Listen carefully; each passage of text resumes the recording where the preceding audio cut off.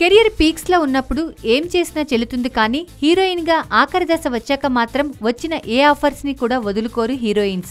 Super సినిమాతో తెలుగు తెరకు పరిచయమైంది అందాల తార అనుష్క.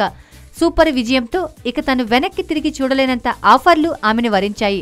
అందుకే 10 ఏళ్ల నుంచి ఈ స్వీటీ బిజీ హీరోయిన్ గా తన స్థానాన్ని కాపాడుకుంటూ వస్తూ తెలుగు చిత్రసీమలో ఒక వెలుగు వెలిగింది అనుష్క. బాహుబలి 2 ఘన విజయం తర్వాత జాతీయ స్థాయి హీరోయిన్ల జాబితాలో చేరిపోయింది. సైజ్ 0 చిత్రం కోసం ఈ అమ్మడు ఒళ్ళు పెంచిన అనుష్క విజయాన్ని అందుకోలేకపోగా తన బాడీ షేప్ మొత్తం పాడు చేసుకుంది. గ్లామర్ హీరోయిన్ గా వెలిగిన అనుష్క ఇప్పుడు ఆ పాత్రలను దూరం చేసుకోవాల్సిన పరిస్థితి తెచ్చుకుంది. ప్రభాస్తో 3 సార్లు జట్టు కట్టిన అనుష్కని సాహో హీరోయిన్ గా ఎంచుకున్నారు.